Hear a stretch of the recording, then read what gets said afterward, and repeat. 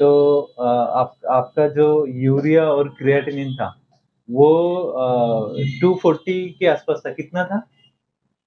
कुछ याद है यूरिया और क्रिएटिनिन कितना था पहली बार? 17 बताया। 17 बताया था उस वक्त। अच्छा, ओके, ठीक। जब मैडम के साथ बात हुई थी तो मुझे ऐसा भी समझ में आया कि आप मतलब आ गए थे और बाद में मैडम को पता चला कि आप आए। हाँ, सडनली आपका इमरजेंसी थोड़ा सीरियस था, तो मैम का मैं 50% 50% का बोला था, हमारा ये बात हुई थी हमसे। हाँ, बोला मैं डायलिसिस नहीं होने दूंगी भाई।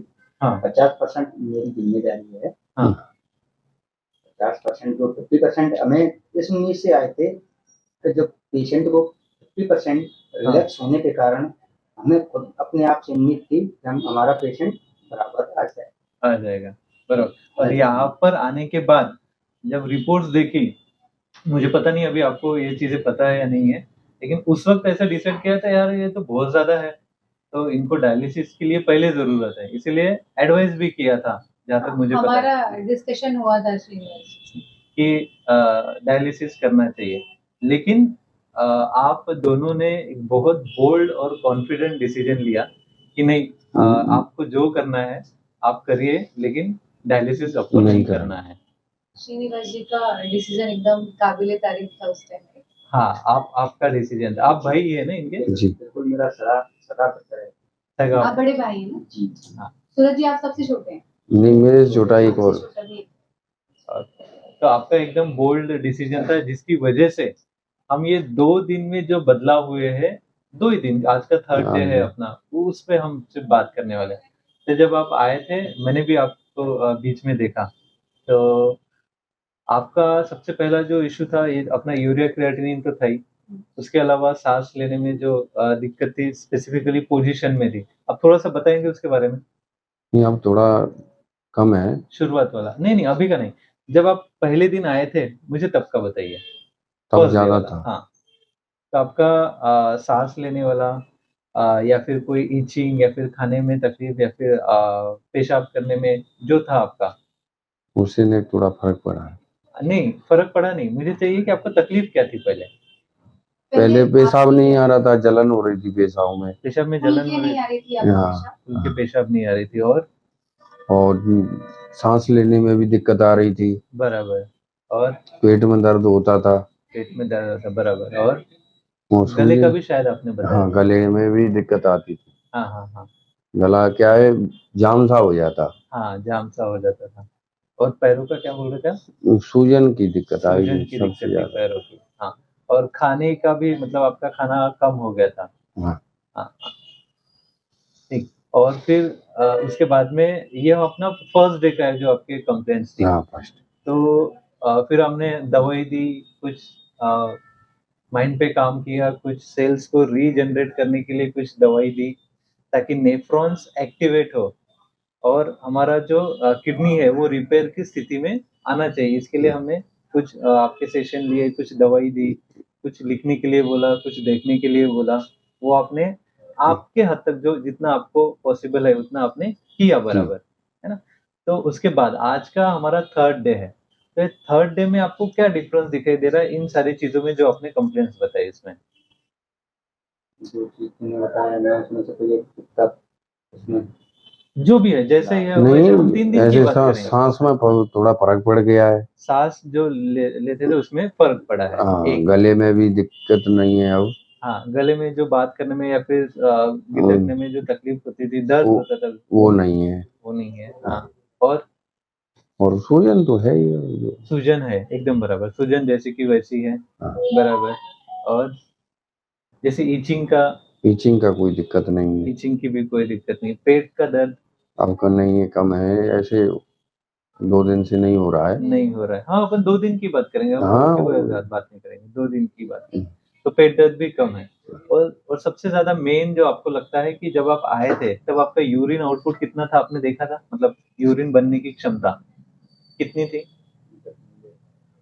हमारे पास कोई रिपोर्ट कोई रिपोर्ट आपको पता होगा ना कि आपको यूरिन कैसे हो रही थी, ड्रॉप बाय ड्रॉप हो रही थी, जलन हो रही थी, कम आ रही थी, क्योंकि 300 ml बहुत ही कम रेशियो है ना।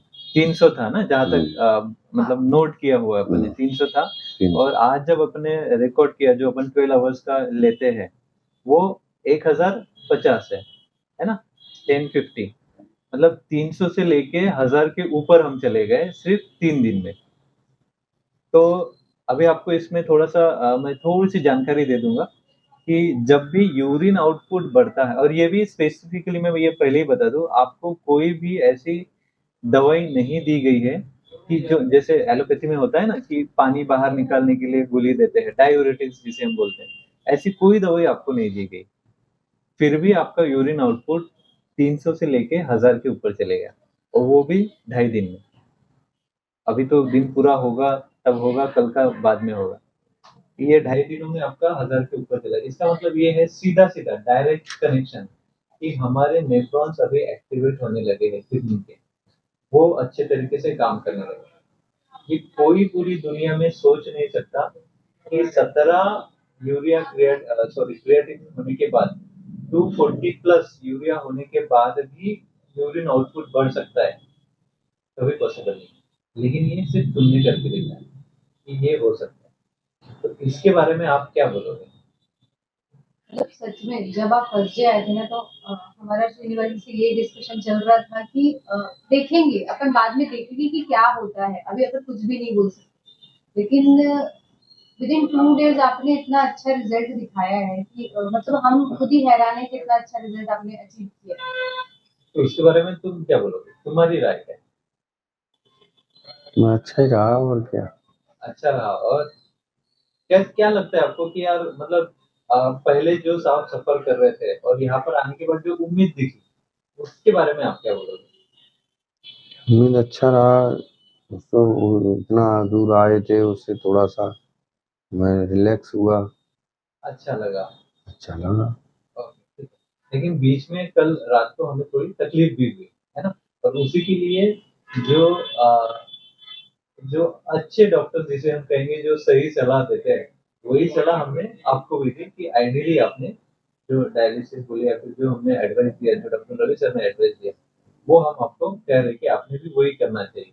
और जैसे भी आपका वो चीज हो जाती है, तो फिर से आइए, ताकि हम वो स्थिति में है अभी कि हमने किडनी को एक्टिवेट करना शुरू कर दिया। अब हम इसको बंद नहीं कर सकते। जैसे ही आपका काम हो गया, हम इस यहाँ से फिर से उसको स्टिमुलेट करें। इसमें सबसे ज्यादा हेल्प हमें आपकी लगेगी, और ये आप कर सकते हैं, ये आपने दिखा दिया। ठीक है। अगर मैं एक चीज आपको बोलूं जस्ट आपके तरफ से, कि कोई है ऐसा पर्सन जो जिनका क्रिएटिनिन समझो 10 के ऊपर है, या फिर 14 के ऊपर है, 15 के ऊपर है, और जो उम्मीद हार गया है, तो शायद कुछ नहीं होगा, उनके लिए आप क्या बोलोगे? अब इनके लिए बोलने ये सिर्फ 2 दिन की भरोसे पर बात करते हैं हम।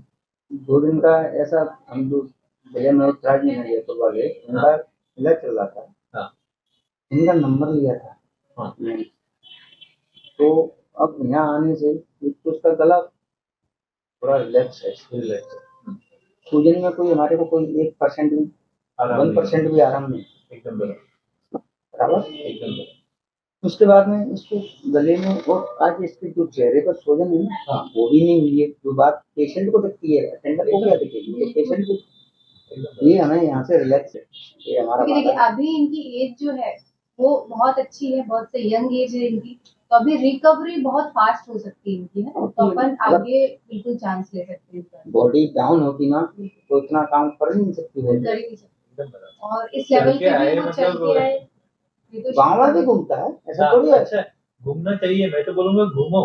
ऐसा नहीं ये यहाँ से सबसे पहले निकलना चाहिए, पहला काम यहाँ से निकालो, बाद में सब बाकी।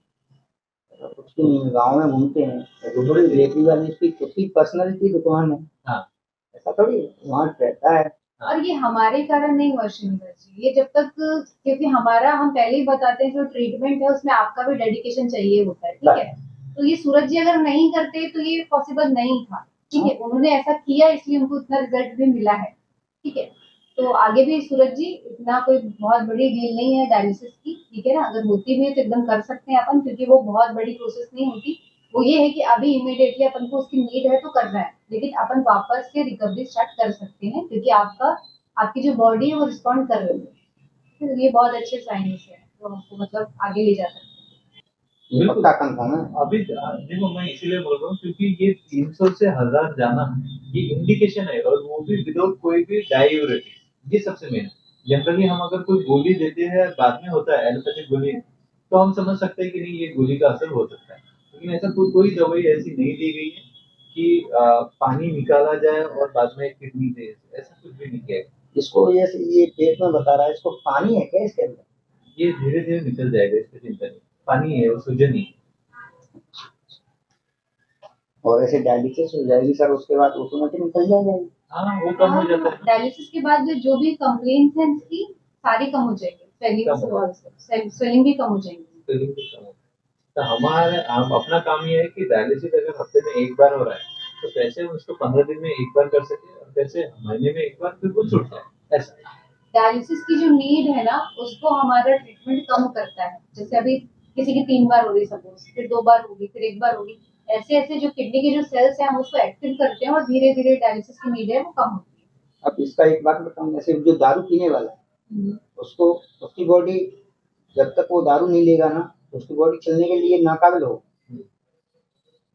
तो या डायलिसिस का यही उसकी एक बार जो बॉडी ने ले लिया ना, तो फिर बताते हैं कि वो बॉडी को उसको चाहिए एकदम बराबर। ये सभी सभी इसमें ये तो आज हमें ने आपको ये चीज एक्सप्लेन की नहीं, ये तो मेरे को पहले की नहीं, आज हमने भी एक्सप्लेन की, लेकिन देखिए आप बीपी की गोली लो तो भी सेम है, आप डायबिटीज की गोली लो तो भी सेम है।